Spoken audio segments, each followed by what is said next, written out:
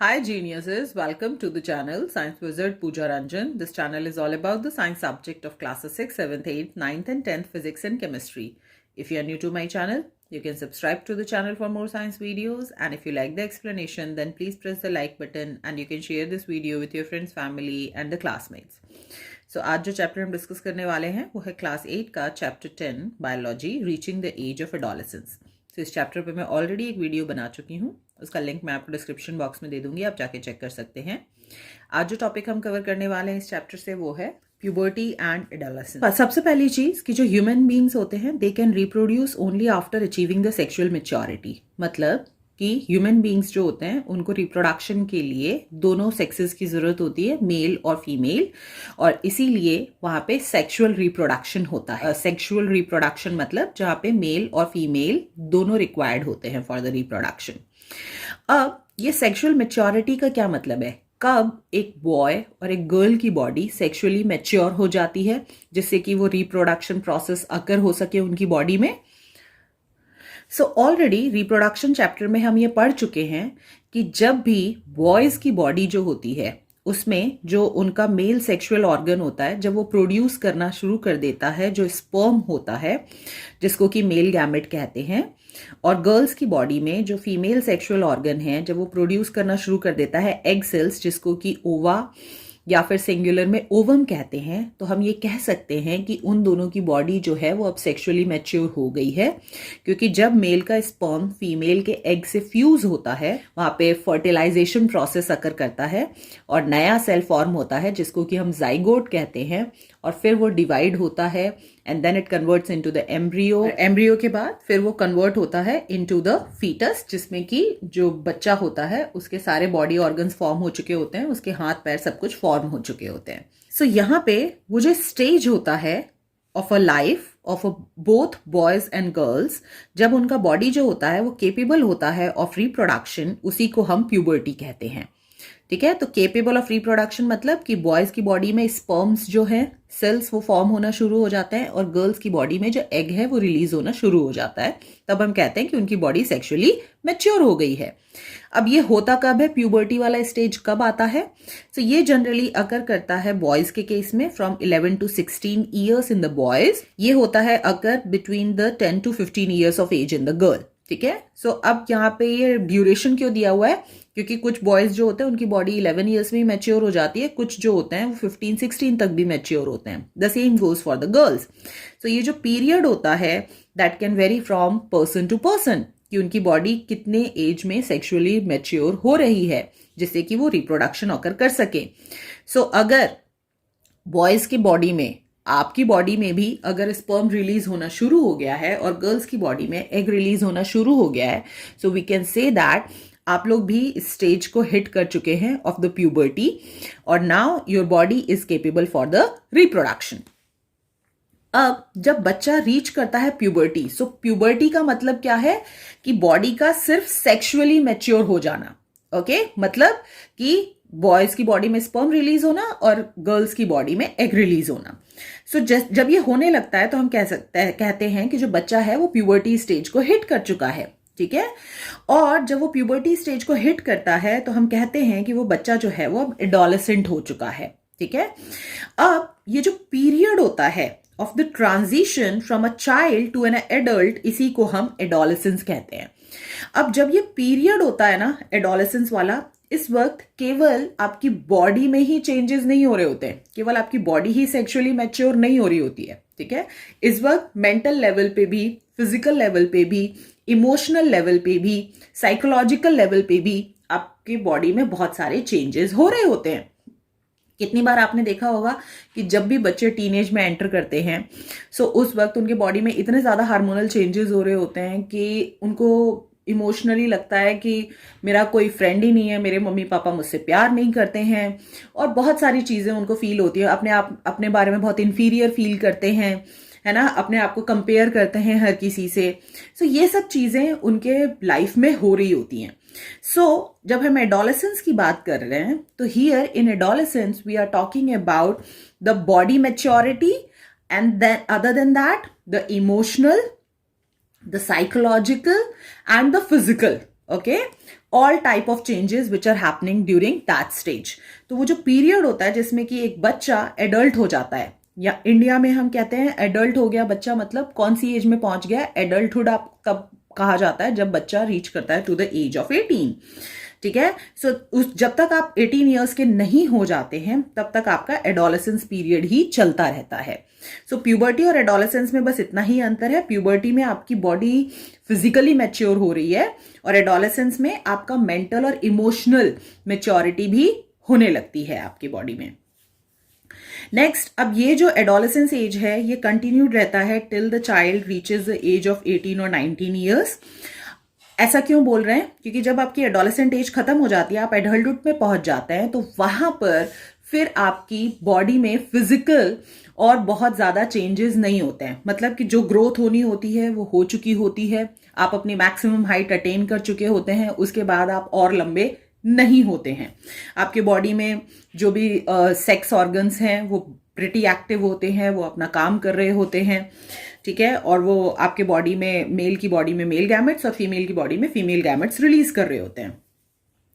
अब जब ये एडोलेसेंस एज आती है, ये जो स्टेज होता है लाइफ का from childhood to the adulthood, so वो जो एडोलेसेंस होता है उसमें ये जो एंडोक्राइन ग्लैंड होता है वो हार्मोन्स प्रोड्यूस करता है, और इन्हीं हार्मोन्स के कारण आपकी बॉडी में ये सारे चेंजेस होते हैं, जिसको कि हम कह रहे हैं कि आपकी बॉडी अब सेक्सुअली मैच्योर हो रही है।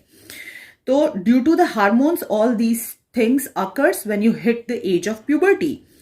अब ये जो चेंजेस हैं ये मार्क होते हैं in the beginning of the body journey to becoming an adult. ठीक है, सो सबसे पहले अब कैसे पता चलता है कि आप प्यूबर्टी की एज में जा रहे हो?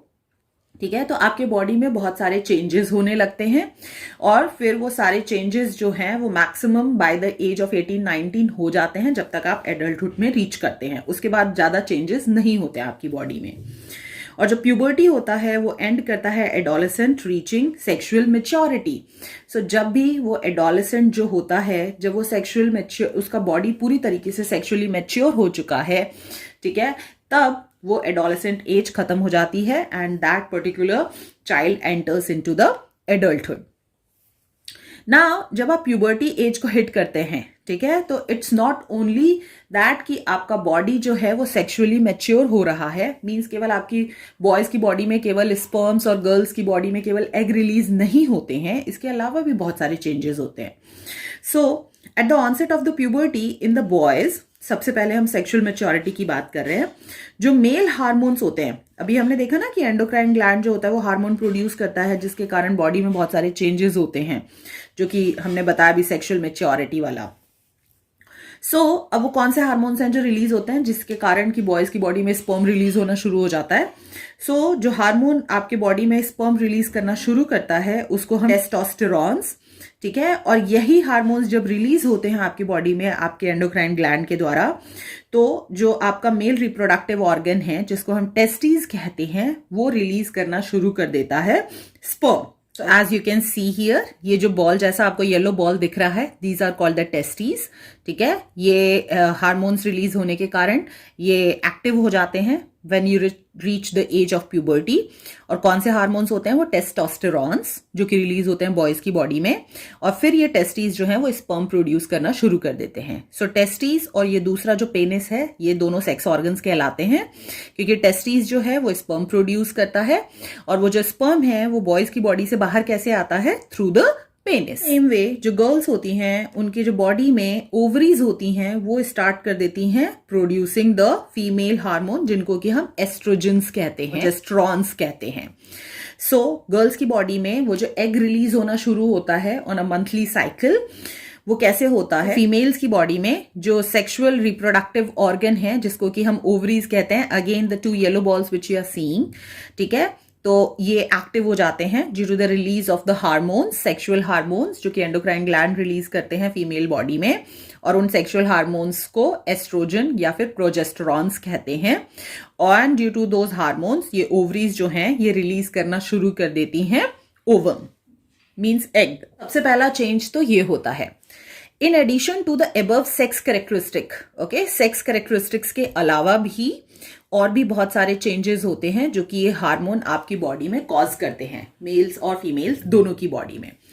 तो ये होता है प्राइमरी कैरेक्टरिस्टिक्स, ठीक है। नाउ जो बाकी के चेंजेस होते हैं other than releasing the sperm and egg, उनको हम सेकेंडरी सेक्स कैरेक्टरिस्टिक्स कहते हैं। When you reach the age of puberty, from puberty till आपकी जो एडोलेसेंट एज खत्म होती है, ठीक है, and you reach the adulthood, ये सारे चेंजेस होते हैं, ठीक है। तो सबसे पहला जो होता है सेकेंडरी सेक्स कैरेक्टरिस्टिक्स में, वो होता है इंक्रीज इन द हाइट। सो जैसे ही बच्चा प्यूबर्टी की एज में पहुंचता है, हिट करता है, सो सडनली उसकी जो हाइट है वो इंक्रीज होने लगती है, ठीक है, क्योंकि ये जो एडोलेसेंट एज होती है ये आपकी 11 से शुरू होती है बॉयज के केस में, and this can last up to 16, 17, 18, and girls के केस में ये 10 to 15 वाली एज है, ठीक है। सो उस एज में सडनली आपकी हाइट इंक्रीज होना शुरू हो जाएगी during the adolescence, and brought about the elongation of the bones of the arms and legs. तो हाइट इंक्रीज हो रही है, इसका मतलब कि आपके जो बोन्स हैं, ठीक है, वो एलोंगेट होने लगते हैं, लंबे होने लगते हैं, which cause the increase in the height, bones and muscles both. इस पीरियड के दौरान जो डिफरेंट पार्ट होता है बॉडी का, वो सेम रेट पे ग्रो नहीं होते हैं। कितनी बार आपने देखा होगा कि जो हाथ हैं वो ज्यादा लंबे हो जाते हैं, पैर उतने लंबे नहीं होते हैं जब बच्चा एडोलेसेंट एज में पहुंचता है, या तो पैर बहुत ज्यादा लंबे हो जाते हैं और उसका अपर बॉडी पार्ट जो है वो छोटा रहता है, ठीक है। तो उसके कारण क्या होता है कि वहां पे जो बॉडी है वो ऐसी लगती है, बेढंगी सी लगती है, ठीक है, ऑकवर्ड सी लगती, देखने में लगती है। बट डोंट वरी, जब आप उस एज को कंप्लीट करेंगे, ठीक है, ये सब टेम्पररी हो रहा होता है। एकदम से बच्चे बहुत ज्यादा हाइट गेन कर लेते हैं, कोई बॉडी पार्ट जल्दी इंक्रीज हो जाता है, कोई बॉडी पार्ट नहीं होता है। सो ये टेम्पररी होता है, और जैसे आप बड़े होते जाएंगे और आप एडोलेसेंट एज को क्रॉस करना शुरू करेंगे, तब तक आपकी बॉडी जो है वो प्रॉपर प्रोपोर्शन में ग्रो हो जाती है। And while the final height जो कि एक इंडिविजुअल अटेन करता है, वो बेसिकली कंट्रोल होता है बाय द जीन, ओके। तो जब भी मेल और फीमेल का गैमेट मिक्स होता है, सो जो सेल्स होते हैं, जो स्पर्म और एग्स होते हैं, उनके अंदर डीएनए होता है पेरेंट्स का, ओके। सो जो जीन होता है वो बेसिकली स्टोर करता है all the information of your parent, और इसीलिए जो बच्चा है वो अपने पेरेंट के जैसा दिखता है। तो अगर पेरेंट्स की हाइट छोटी है तो बच्चा भी छोटा रह जाता है, अगर वो लंबे हैं तो बच्चा भी लंबा हो जाता है, ठीक है। अदर देन जीन और भी बहुत सारे फैक्टर हैं जो कि आपके हाइट को कंट्रोल करते हैं, जैसे हार्मोन्स, वो भी कंट्रोल करते हैं कि आपकी हाइट कितनी इंक्रीज होगी। अगर आपके बॉडी में बहुत ज्यादा हार्मोन्स रिलीज हो रहे हैं ड्यूरिंग दैट पीरियड, तो हाइट एकदम से गेन करते हैं आप। अगर कम हार्मोन्स रिलीज हो रहे हैं तो आपकी हाइट उतनी ज्यादा गेन नहीं हो पाती है। And the very important factor is the nutrition, okay. आप कैसा खाना खा रहे हैं। सो अगर आप इस दौरान में अच्छा खाना नहीं खाते, बहुत ज्यादा जंक फूड खाते हैं, बहुत न्यूट्रिशियस फूड नहीं खाते हैं, सो उस केस में क्या है कि जो आपके मसल्स और बोन्स हैं वो प्रॉपर डेवलप नहीं हो पाएंगे, and you can't attain a good height. So इस एज में जब आपकी हाइट इंक्रीज हो रही है, when you are in the adolescent age, so उस वक्त बहुत जरूरी होता है अच्छा डाइट लेना, good amount of protein, calcium, vitamin, minerals, so that कि आपका बॉडी जो है वो प्रॉपर तरीके से डेवलप हो सके। नेक्स्ट है change in the body shape. So boys के केस में आपने देखा होगा, जैसे ही वो एडोलेसेंट एज में एंटर करते हैं तो जो शोल्डर्स होते हैं उनके चौड़े होने लगते हैं, बहुत मैस्कुलिन जैसे दिखने लगते हैं।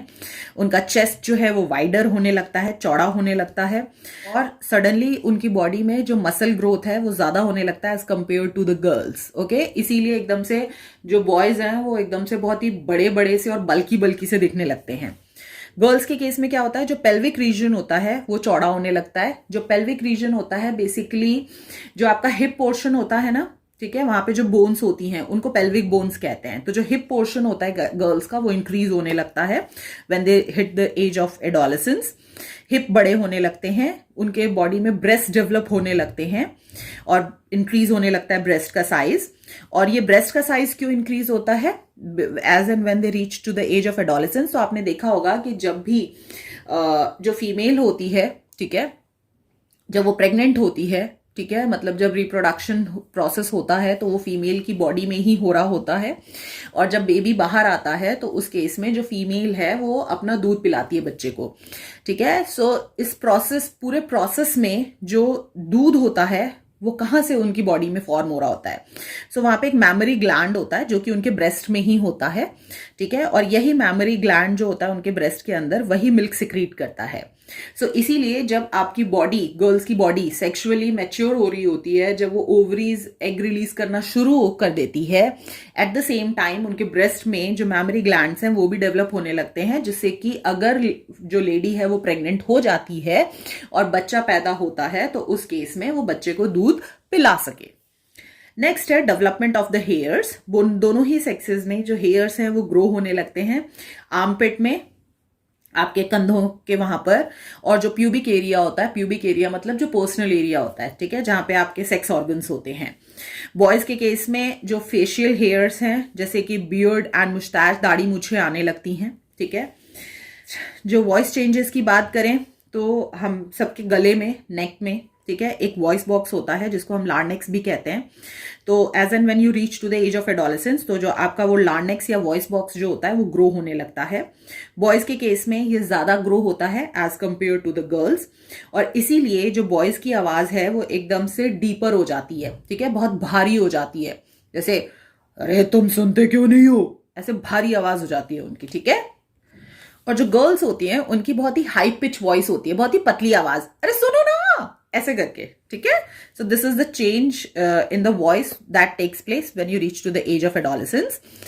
एज जो बॉयज होते हैं उनका लार्नेक्स ग्रो होने लगता है तो उनका वॉइस क्रैक हो जाता है, ठीक है। और जनरली जब उनका वॉइस क्रैक हो जाता है ना, तो आप देखना बॉयज के नेक में, ठीक है, एकदम से ना ऐसा लगता है उनके नेक में एकदम से ऐसा कुछ बॉल जैसा बाहर आ गया है, उसको एडम एप्पल कहते हैं, ठीक है। तो जनरली वो अकर करता है during the adolescent age only, okay. और उनकी आवाज जो है बहुत भारी हो जाती है, और ये टेम्पररी होता है क्योंकि एकदम से वो बहुत प्यारी स्वीट सी आवाज में बोल रहे होते हैं जब बच्चे होते हैं, और एकदम से एडोलेसेंट एज में पहुंचते हैं तो आवाज एकदम फटने से लगती है, ठीक है। तो एकदम से सुनने में थोड़ा अजीब लगता है, बट धीरे धीरे करके वो ठीक हो जाता है। नेक्स्ट जो एक्टिविटी होता है of the sweat and the oil glands. So आपने देखा होगा जो बच्चे होते हैं उनको कभी पिंपल्स नहीं होते हैं, but as and when you reach to the adolescent age, तो आपके जो बॉडी में, क्योंकि हार्मोन्स रिलीज हो रहे हैं, इतने सारे चेंजेस हो रहे हैं, तो वही हार्मोन्स जो होते हैं वो आपके स्वेट और ऑयल ग्लैंड्स को भी एक्टिव कर देते हैं। अब यहाँ पे जो स्वेट और सिबेशियस ग्लैंड होता है जिसको कि ऑयल ग्लैंड कहते हैं, सो एकदम से बहुत ज्यादा स्वेट रिलीज होने लगता है बॉडी में, ठीक है, जिसके कारण स्मेल आने लगती है, और जो स्किन है वो और ज्यादा ऑयली होने लगती है, और जिसके कारण कि एक्ने और पिंपल आने लगते हैं, ठीक है। So this is the common thing. अब एक्ने और पिंपल क्यों फॉर्म हो रहे हैं, तो होता क्या है बेसिकली, क्योंकि आपका सिबेशियस ग्लैंड बहुत एक्टिव है, तो बहुत ज्यादा ऑयल सीक्रेट होता है आपके फेस पे। आप बाहर जा रहे हो धूल मिट्टी में, तो ऑयल और धूल मिट्टी सोचो एकदम मिक्स कर दोगे तो कैसा हो जाएगा, ठीक है। तो वो क्या करता है, आपके पोर्स को ब्लॉक कर देता है, और पोर्स ब्लॉक हो जाते हैं तो वहां पे पिंपल और एक्ने फॉर्म होने लगता है। सो अगर आप अपनी स्किन को अच्छा रखना चाहते हो तो what you can do is constantly twice in a day, morning and before you go to the bed, अपना फेस वॉश करना चाहिए आपको with a proper water based face wash, okay, जिसमें सैलिसिलिक एसिड हो। And then it's very very important, बहुत सारे लोगों को लगता है कि पिंपल है तो मुझे ना क्रीम नहीं लगानी, नहीं तो मेरा स्किन और ऑयली हो जाएगा। So that's not the case. जब आप क्रीम लगाते हैं, जब आप मॉइस्चराइजर लगाते हैं, तो एक्चुअली आप अपने स्किन में वाटर लेवल जो है वो भी मेंटेन कर रहे होते हैं, ठीक है। So it's very important to put a moisturizer, क्योंकि जितनी आपकी स्किन ड्राई रहेगी ना, आपके सिबेशियस ग्लैंड उतना एक्टिवली काम करेंगे और उसकी ड्राइनेस को खत्म करने के लिए वो और ऑयल सीक्रेट करेंगे। तो जितना ज्यादा ऑयल सीक्रेट होगा उतना ज्यादा एक्ने और पिंपल होंगे। तो बहुत जरूरी है कि आप जो ऑयल फ्री लोशंस होते हैं वो अप्लाई करें। Next is change in the behaviour and the attitude, okay. So क्योंकि जब आप, मैंने बताया ना केवल सेक्सुअली ही आपकी बॉडी में चेंजेस नहीं हो रहे होते हैं, ओके, इमोशनल मेंटल लेवल पे भी बहुत सारे चेंजेस हो रहे होते हैं। सो जो इंटेलेक्चुअल डेवलपमेंट होता है वो अकर होने लगता है when you reach to the age of adolescence, ठीक है। और वहां पे जो एक इंडिविजुअल होता है, चाइल्ड, वो बनने लगता है एडल्ट, ठीक है। तो इंटेलेक्चुअल डेवलपमेंट की बात करें अगर, तो आपने देखा होगा बच्चों को कुछ भी समझा दो, बच्चों को कुछ भी बोल दो, they believe, okay, on their parents. But जब आप एडोलेसेंट एज में पहुंचते हैं तो now you start thinking logically, ठीक है। And the second thing is that आप अपने सराउंडिंग से जो भी चीजें सीखते हैं, आप हर चीज एक्सेप्ट नहीं करना चाहते, you question everything, why not this, why not you're allowing me to do this, okay, and you need the logical reason behind everything, पहले आप इजिली एक्सेप्ट कर लेते हो। सो ये इंटेलेक्चुअल डेवलपमेंट जो है वो अकर करने लगता है, और इसीलिए क्योंकि जब इस एज में पहुंचते हैं बच्चे, तो पेरेंट्स जो होते हैं उनको लगता है कि अभी तक तो मेरी सारी बातें मान रहा था, अब एकदम से सडनली बदतमीज हो गया और मेरी बात नहीं सुन रहा। Actually that's not the case. बच्चा आपकी बात सुनना चाहता है, बट आप उसको समझाइए, उसको डांटिए मत, उस पर चिल्लाइए मत। ओके, अगर आप उनको लॉजिकली कोई भी चीज समझाएंगे तो वो बिल्कुल समझेंगे।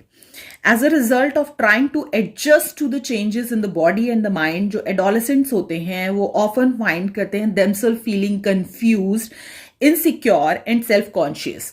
क्योंकि ऑलरेडी इतने सारे चेंजेस हो रहे हैं। अब आप इमेजिन करो, जो बच्चा है एकदम से उसके बॉडी में हेयर उगने लगे, ठीक है, और दाढ़ी आने लगे, मूंछ आने लगे, एकदम से हाइट गेन कर ले बच्चा, बहुत ही दुबला सा हो, ठीक है, तो और कंपैरिजन बहुत ज्यादा है। सो इस एज में बच्चे खुद ही बहुत ज्यादा कंफ्यूज होते हैं, क्योंकि उनके बॉडी में इतने सारे चेंजेस अकर हो रहे होते हैं। सो इसीलिए ये हर किसी के संग होता है। अगर आप भी ऐसा फील कर रहे हैं तो इसमें कोई भी शेम फील करने वाली बात नहीं है। जो भी बच्चे एडोलेसेंट एज में हैं, everyone feels in the same way. हर किसी को कंफ्यूजन वाली फीलिंग आ रही होती है कि क्या हो रहा है, क्यों हो रहा है मेरे संग ये सब। इनसिक्योरिटी फील होती है when you compare yourself with others, और कॉन्शियस फील करना शुरू कर देते हैं, क्योंकि एकदम से बहुत सारे चेंजेस हमारी बॉडी में हो रहे होते हैं by to our looks. Okay, so don't worry, this is a natural part of growing up and is experienced by everyone. But the only thing which you can do is whatever the feelings and the thoughts which are coming in your mind at this stage, बहुत जरूरी होता है कि आप किसी ना किसी के संग उसको शेयर करो, ठीक है। अगर आप सही इंसान के संग शेयर करोगे जो कि आपको सही गाइड करे इस स्टेज पे, तो आपकी लाइफ ड्रास्टिकली ट्रांसफॉर्म हो सकती है। बट इस स्टेज में अगर आप किसी गलत इंसान से सलाह लेते हो और अपनी ये सारी बातें किसी गलत इंसान के संग शेयर करते हो, तो वो आपकी लाइफ को हेल भी बना सकता है। So it's very important, whatever you are feeling, just sit with your parents और योर टीचर्स। और अगर I don't know about friends, okay, क्योंकि जो फ्रेंड्स होते हैं वो खुद ही कंफ्यूज होते हैं, so I don't know how much they can guide you, but the parents and the teachers are the best person to whom you can take the guidance. बैठ के जो भी फीलिंग्स हैं, you can just share with them, okay, and you can ask the guidance from them. And the next very important thing is that the sexual feeling, okay, क्योंकि जब आप adolescent age में enter कर रहे हैं तो hormonal changes हो रहे हैं, जिसके कारण कि सेक्सुअल चेंजेस इतने सारे हो रहे हैं, तो प्रिटी ऑब्वियस है कि जो मेल्स और फीमेल्स होते हैं दोनों एक दूसरे की तरफ सेक्सुअली अट्रैक्ट होते हैं। लड़कों को लड़कियां अच्छी लगने लगती हैं, आपका अट्रैक्शन होता है उनकी तरफ। The girls feel attracted towards the boys, and ये बहुत ही नॉर्मल सी चीज है, इसमें कुछ भी बुरा मानने वाली बात नहीं है। एंड अगर आपको कुछ भी ऐसा फील होता है जो कि आप अपने पेरेंट्स से बात नहीं कर सकते हैं, so don't worry, I am always there for you. So you can ask any type of question, okay, whatever there is there in your mind in the comment section, definitely I will reply you. So this is it about this video. In the next video we will discuss the rest of the topics of